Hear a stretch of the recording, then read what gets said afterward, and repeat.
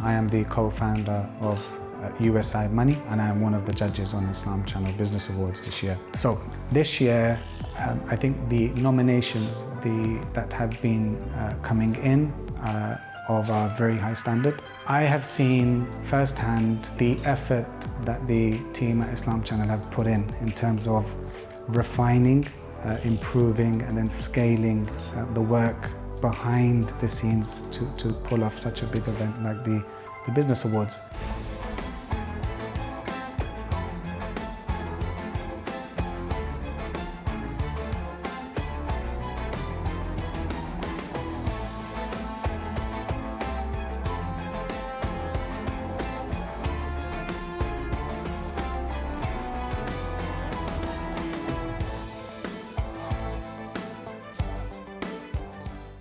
My name is Nadeem Qureshi. I am the co-founder of USI Money, which is a financial services firm.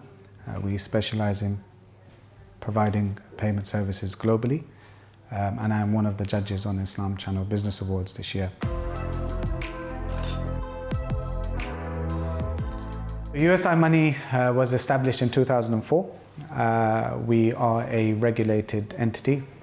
We are in 32 jurisdictions worldwide, and we currently transact about $1 billion annually.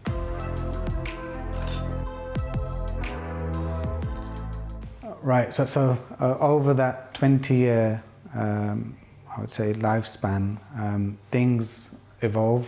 Sometimes it was about seeing trends within the market and we had to adapt.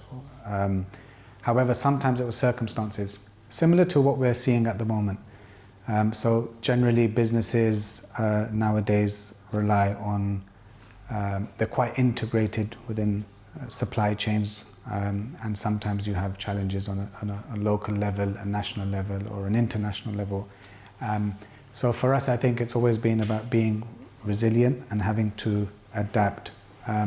It's not easy. Success doesn't come easy. Success is written from above it, but generally speaking, it's always about having a disciplined work ethic and making sure that the implementation part of whatever somebody is planning is just as good as the actual plan. So when we plan it in our heads, we just have to make sure that that implementation part was spot on as well.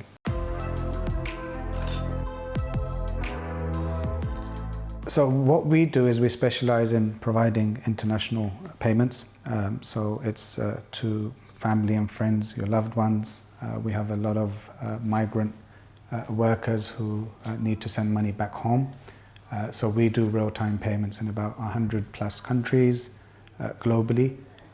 Not just from the UK out, but also from within the Middle East out.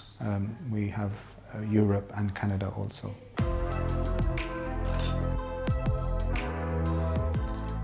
Yeah, it's definitely a competitive landscape, but I think that's what creates that bit of excitement. That's what makes us get up in the morning and go to work. So we do have a lot of competitors which are a lot larger.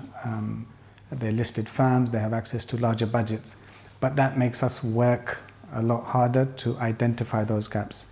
So sometimes being very large is also a negative. It's not always in every aspect considered maybe such a positive, but we're quite confident in what it is that we have access to in terms of our client relationships that we've built over many, many years. So the services that we've been able to adapt is very bespoke to the client types that we deal with.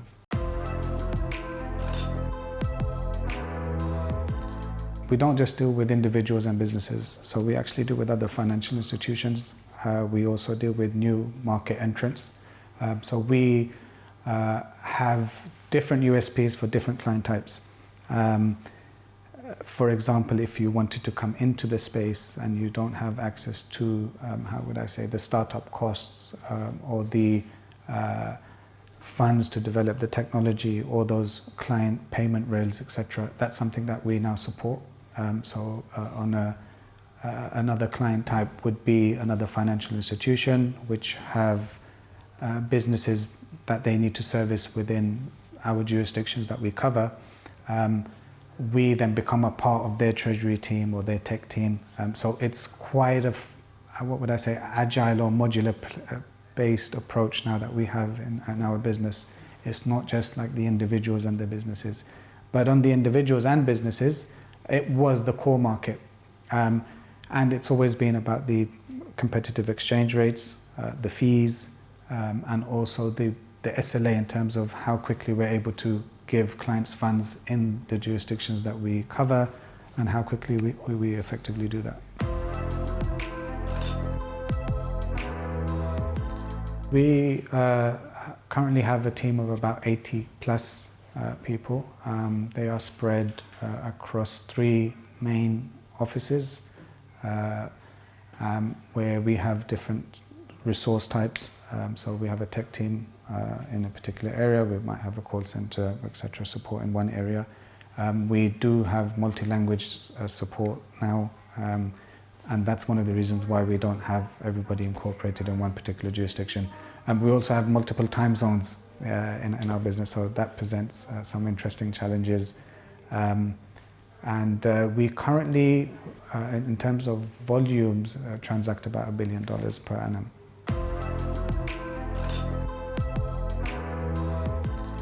So this year, I think the nominations that have been coming in of a very high standard. They all deserve to be winners. One of the things that I'll be concentrating on this year is the future plans that the nominees have in terms of growing their business, scaling their business, and then looking into how they plan to implement those plans. I think high level, it's the planning is always there, but we always sometimes suffer when it comes to the implementation. So I'll be looking or interested to hear how they plan to make their plans, effectively work.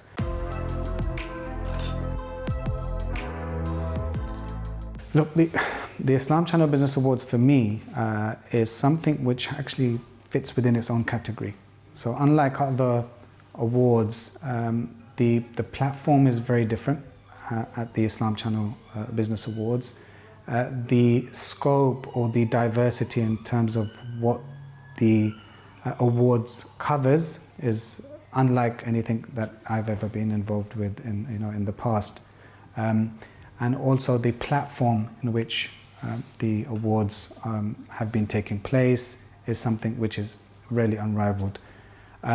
I have seen firsthand, because I was lucky enough to be a part of the first awards to today, the effort that the team at Islam Channel have put in terms of refining, improving, and then scaling the work behind the scenes to pull off such a big event like the Business Awards. And interestingly, at this point of time before the awards has been the most exciting for me. So I'm actually looking forward this year than any other time that I've been involved with.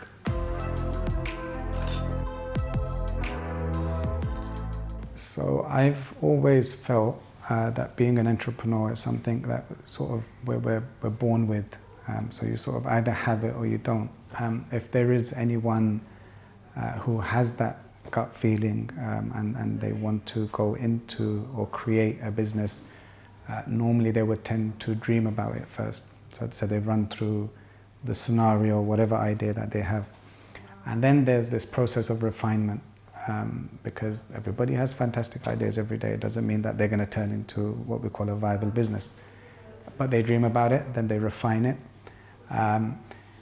What normally tends to happen after that is the plans may be great, but one of the first bits of advice I would give is to make sure that the same level of interest or love or detail needs to go into the implementation part.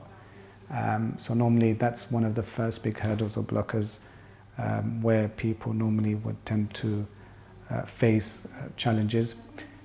After that, I think the second biggest challenge would be to make sure that you have patience You cannot sometimes start something which is new, especially if it's a new trend. It might be a new technology trend or a new social trend that you're trying to create. You must give it time, and you must seek feedback. So a lot of the times we get quite protective over our ideas because we now have an emotional attachment to it, as opposed to having a successful career outside, working for somebody. So not to be overly emotionally attached to whatever it is that you're working. Do seek feedback, refine. It's all about refinement. Refine and adapt. Always stay agile, not rigid.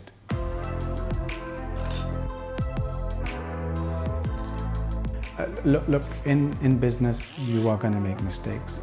I would be worried about a person who's running a business or involved in business who hasn't made mistakes. Mistakes could be on a low level, a high level, whatever. And that's not, I think, the concern. The concept of mistakes and some of the ones that I've personally experienced or learned from was, looking back, I would say that it was maybe third-party advice. So people that I was close to and I had placed with a certain element of trust, was to maybe not sometimes act on, how would I say, non-emotional feedback from a third party. I think sometimes it's we get quite protective over our businesses, and that's something I think I would change, not to be so protective. I think that was maybe one of the major things that I learned.